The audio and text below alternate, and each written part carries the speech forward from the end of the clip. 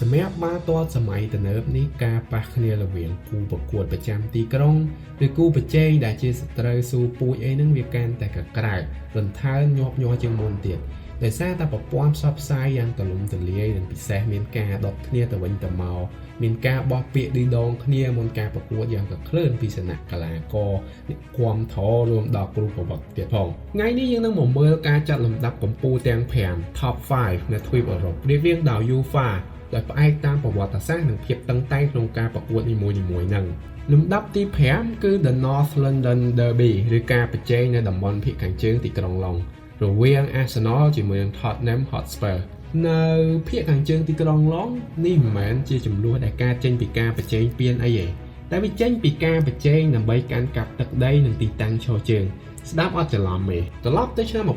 1913 Arsenal បានផ្លាស់ប្ដូរទីតាំងទៅតំបន់ភាគខាងជើងនៃទីក្រុងឡុងពោលគឺនៅចំពីក្រោយផ្ទះរបស់ Spurs បដ ாய் សម្រាប់អ្នកគាំទ្រ Spurs វាដូចជាការឈ្លានពានអញ្ចឹងតែសម្រាប់ Arsenal នឹងគឺជាផ្ទះថ្មីរបស់គេចាប់ពីពេលហ្នឹងមកក្លឹបពីរហ្នឹងចាប់ផ្ដើមបដោតក្នុងសង្គ្រាមមួយហ្នឹងសង្គ្រាមដើម្បីកាន់កាប់ឈ្មោះជាអ្នកតំណាងនៃភាគខាងជើងនឹងឯង Arsenal តំណាងឲ្យបាល់ទាត់ដែលផ្ដោតលើការប្រយុទ្ធភាពស៊ីវិល័យនិងទំនៀមរបស់ក្លឹបចំណែក Tottenham គេតំណាងឲ្យភាពរស់រវើកការតតាំងប្រឆាំងនឹងការដែលនៅពីក្រោយស្រមោលរបស់អ្នកជិតខាងកម្ដៅវាកាន់តែក្តៅឡើង tempo ក្នុងការលេងកាន់តែមានសន្ទុះនៅរៀងរាល់ការប្រកួត The North London Derby ម្ដងវាប្រៀបបានជាសង្គ្រាមដើម្បីដណ្ដើមសិទ្ធិកាន់កាប់ចាឈ្មោះនៅលើទីតាំងផ្លូវនិងមហាវិថីក្នុងតំបន់ទី4គឺ The Clasicer រវាង Bayern Munich ជាមួយនឹង Borussia Dortmund នៅអាល្លឺម៉ង់ការប៉ះគ្នាដ៏ធំបំផុតគឺមិនមែនរវាងអ្នកជិតខាងទេតែវាកើតចេញពីរវាងទស្សនៈបាល់ទាត់ Bayern Munich សម្ដែងពីអំណាចកម្ពុជាជាក្លឹបយាអាណាចក្រដ៏ធំធេងគ្រប់ពេលគេតែងសម្ញៃសាច់ដុំរបស់គេមិនថាពីរឿងហិរញ្ញវត្ថុភាពជាស្ថាប័នធំមួយឬក៏ការប្រមូលផ្ដុំនៅធនធានល្អៗមករួមក្រុមចំណែក Borussia Dortmund ជាក្លឹបតំណាងឲ្យការកសាងយុវជននិងឆន្ទៈនិងតំណាងឲ្យធម៌ពលរបស់ប្រជាជនក្រុមជាន់ថ្នាក់កម្មករការប្រជែងនឹងបានផ្ទុះឡើងខ្លាំងនៅយុគសម័យទំនើបនឹងឯងនៅពេលក្មេងៗយុវជនរបស់ Dortmund គ្មានខ្លាយរអាក្នុងការប្រជែងនឹងឧត្តមភាពរបស់ Bayern នៅក្នុងចំនួនផ្ដាច់ព្រាត់ឆ្នាំ2013ដែលអ្នកទស្សនាពីជុំវិញពិភពលោករបស់ពានរង្វាន់កំពូលរបស់អឺរ៉ុបបើទោះការនោះចាញ់ពានទៅឲ្យ Bayern តែ Dortmund ក្រុមដែលផ្អែកក្នុងការវិនិយោគលើយុវជនមួយនេះបង្ហាញថាគេក៏មិនអន់ដែរ Clasicer វាតឹងតែងហើយតានតឹងដោយសារតែ Dortmund តែងព្យាយាមប្រយុទ្ធផ្ដួលរំលំអាណាចក្ររបស់ Bayern តាមរយៈឆន្ទៈនិងការកសាងឈុតយុវជនអស់ហ្នឹងហើយស្របពេលដែល Bayern តែងធ្វើគ្រប់យ៉ាងដើម្បីការពារបល្ល័ង្ករបស់គេពីការប៉ុនប៉ងគ្រប់រូបភាពទី3គឺ The Old Firm មកពី Scotland រវាង Celtic និង Rangers មិនសូវមានគូប្រជែងណានៅលើភពផែនដីដែលបៀមភ្ជាប់សម្ពាធដ៏តានតឹងមហាសាលដោយ The Old Firm ទេជំនួប Derby នេះកើតចេញពីចំនួនសាសនានយោបាយនិងអត្តសញ្ញាណរបស់ជាតិសាសន៍ Celtic ដែលកើតចេញពីការគាំទ្ររបស់សហគមន៍អ្នកជឿលើសាសនាគ្រីស្ទនិកាយ Catholic របស់ Ireland ចំណែក Rangers គាំទ្រដោយសហគមន៍សម្ព័ន្ធអ្នកជឿលើគ្រីស្ទនិកាយ Protestant អស់រាប់ទសវត្សរ៍នៅទីក្រុង Glasgow គ្រប់ការប្រកួតវាលើសពីបាល់ទាត់វាប្រៀបបានទៅនឹងការការពារនៅវិថីជីវិតរបស់ខ្លួនអញ្ចឹងរហូតមកដល់រាល់ថ្ងៃនេះទម្លេងទាំងហឹងអើងកងអារម្មណ៍ក្តុកក្តួលភាពប្រេះឆានានានៅតែបន្តនៅក្នុងទីលានជាដរាបសម្រាប់ការប្រជែងផ្សេងពេលចាញ់វាអាចនឹងគ្រាន់តែជាការបាត់បង់3ពិន្ទុតែសម្រាប់ The Old Firm វាប្រៀបបាននឹងការបាត់បង់នៅចិត្តវិញ្ញាណក្នុងការតម្រង់ជីវិតដើម្បីរស់នៅជាបន្តអញ្ចឹងសម្រាប់លំដាប់លេខ2យើងនឹងទៅមើលការប្រកួតមួយនៅអ៊ីតាលី Derby della Madonnina នៅទីក្រុងមីឡានក្រុមយ៉ាក់ធំ2អាចប្រើកីឡាដ្ឋានរួមគ្នាបានតែដាច់ខាតមិនអាចប្រើអត្តសញ្ញាណរួមគ្នាបានទេការប្រកួតប្រជែងដ៏ក្តៅកគុកមួយហ្នឹងបានបើកសក្តារឡើងមកនៅឆ្នាំ1908គ្រាដែល Inter សម្រេចផ្ដាច់ខ្លួនចេញពី AC Milan ក្នុងបុព្វហេតុការខ្វែងគំនិតលើការប្រើប្រាស់កីឡាករអន្តរជាតិដែលនាំមកនូវទស្សនវិស័យ2ដែលចែកដាច់ពីគ្នារវាងក្លឹបទាំងពីរចំពោះ AC Milan វាប្រៀបបាននឹងក្លឹបដែលតំណាងឲ្យមនុស្សដែលឬក៏ជាជាន់ថ្នាក់កម្មករ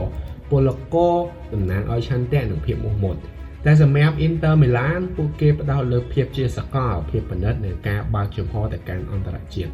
កលដ្ឋានសានស៊ីរ៉ូខ្លាចជាវាសង្គ្រាម2 ដងក្នុងមួយឆ្នាំសង្គ្រាមរវាងពណ៌ខៀវនិងពណ៌ក្រហមរវាងក្រុមដែលផ្ដោតលើឆន្ទៈស្មារតីជាមួយក្រុមដែលទុកភាពពិនិត្យឆាតឆាយភាពទំនើបលុបខូលលើឆាកអន្តរជាតិជាគោលការណ៍មានគ្រាដែលកម្ដៅនិងភាពតានតឹងកាន់តែកើនឡើងជាប្រវត្តិសាស្ត្រជាគ្រាដែលពួកគេជួបគ្នានៅជំនួប Champions League នៅឆ្នាំ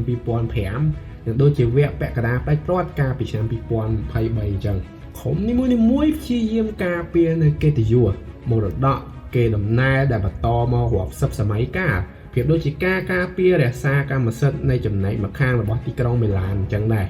ការចាញ់ដំណំមិនត្រឹមតែជាការបរាជ័យធម្មតាទេតែវាជាការប្របាក់មុខគូបដិបកយ៉ាងខ្លាំងក្លានៅក្នុងទីក្រុងរួមមួយហ្នឹងរឿងរ៉ាវរបស់ជំនួបនៅមីឡានមួយហ្នឹងនិង The Old Firm ដូចគ្នាដែរពិតជាគួរឲ្យចាប់អារម្មណ៍ខ្ញុំសង្ឃឹមថានឹងអាចមានអត្ថបទក្រោយដែលនឹងមកនិយាយពីរឿងរ៉ាវនេះឲ្យកាន់តែស៊ីជម្រៅហើយតំណែងលេខ1យើងនឹងទៅអេស្ប៉ាញនោះគឺ El Clasico ជាជំនួបរវាង Real Madrid និង Barcelona ហើយប្រហែលជាគ្មានជំនួបណាដែលនៅក្នុងពិភពបាល់ទាត់ឬអាចថាកីឡាផ្សេងៗទៀតដែលមានកម្ដៅនិងភាពតានតឹងស្មើ El Clasico ឡើយនេះវាពិតជាលើសពីការប្រកួតបាល់ទាត់ធម្មតាវាលើសពីគូប្រជែងទូទៅវាអាចសំដៅទៅអីដែលចែកអេស្ប៉ាញទៅជាពីរពួកផ្សេងគ្នាដើម្បីឲ្យយល់កាន់តែច្បាស់ពី Clasico យើងគួរតែទៅមើលពីប្រវត្តិជំនួបដែលពោពេញទៅដោយចំនួនបន្តមករាប់សិបសម័យកាលនេះសិនអំពីប្រវត្តិនយោបាយប្រវត្តិរបស់ Madrid ផ្សារភ្ជាប់ទៅនឹងអំណាចកណ្ដាលរបស់អេស្ប៉ាញសំដៅទៅមនុស្សអំបូរ Castilla ជាក្លឹបដែលការចេញពីមោទនភាពរបស់មនុស្សនៅរាជធានីនិងឥទ្ធិពលរបស់រដ្ឋអំណាច Real Barcelona តំណាងឲ្យជាតិជា Catalonia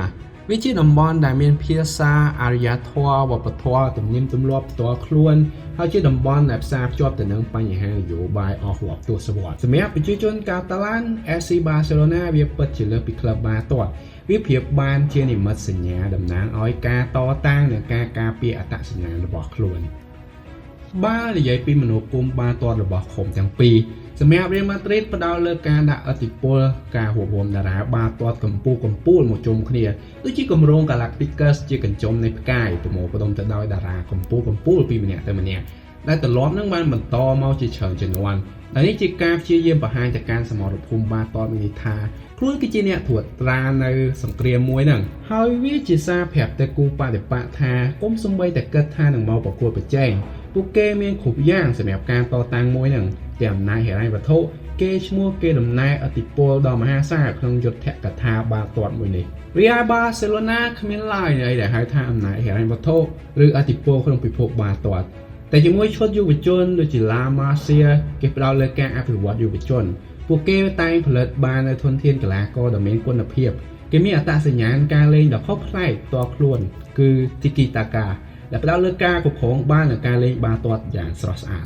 El Clasico គឺជាការប្រកួតតែមួយគត់នៅលើភពផែនដីដែលត្រូវបានតាមដានដោយអ្នកទស្សនាលើសពី100លាននាក់ពិសេសយកសម័យកាលការប៉ះគ្នារវាងកម្ពុជាកីឡាករល្អផុតលេខទាំងពីរ Ronaldo និង Messi បានធ្វើឲ្យការប្រកួតមួយនេះកាន់តែមានអត្ថរសតាមរយៈការប្រជែងដើម្បីកសាងនូវកេរដំណែលរបស់ពួកគេយ៉ាងខ្លាំងក្លាពួកអីក្រុមមួយខំដើម្បីការពារនូវកិត្តិយសរៀងខ្លួនចំពោះ Barcelona វាគឺជាការការពារនៅវប្បធម៌អត្តសញ្ញាណនិងទស្សនវិស័យរបស់ខ្លួន Real Madrid វាជាការរក្សានៅស្ថានៈអំណាចរដ្ឋកណ្ដាលនៃការការពារនៅបល្ល័ង្កឧត្តមភាពជាម្ចាស់វាជាការអបអររបស់កាតាឡានរាល់ពេលដែល Barcelona ទទួលបានជ័យជំនះហើយ Real Madrid នឹងធ្វើគ្រប់យ៉ាងដើម្បីតបតត្រឡប់ទៅវិញរាល់ការស្លាយការកាត់បាល់គ្រប់គ្រាប់បាល់គ្រប់កាតក្រហមវាឆ្លុះបញ្ចាំងពីតម្លៃនៃប្រវត្តិសាស្ត្រអត្តសញ្ញាណប្រវត្តិនយោបាយនិងភាពអស្ចារ្យស្ថិតក្នុងកម្រិតអន្តរជាតិហើយសម្រាប់ការវិជ័យនានាវាជាចំនួនក្នុងទីក្រុងតែសម្រាប់ El Clasico វាជាសង្គ្រាមតតាំងរវាងភាពជាអេស្ប៉ាញរបស់ Castilla និង Catalonia ការប៉ះគ្នាទាំង5នេះបានបង្ហាញថាបាល់ទាត់វាពិតជាលើសពីកីឡាវាជារឿងរ៉ាវរបស់មនុស្សជាតិតំបន់ទីតាំងនានានយោបាយឆន្ទៈស្មារតីដែលបានចារទុកនៅលើសមរភូមិវាស្មៅហើយនេះគឺការសបោជា channel ដែលនិយាយពីរឿងរ៉ាវនានាដែលបានកើតឡើងក្នុងពិភពបាល់ទាត់ហើយយើងជឿថារឿងរ៉ាវអស់ហ្នឹងអាចផ្លាស់ប្ដូរជីវិតយើងបាន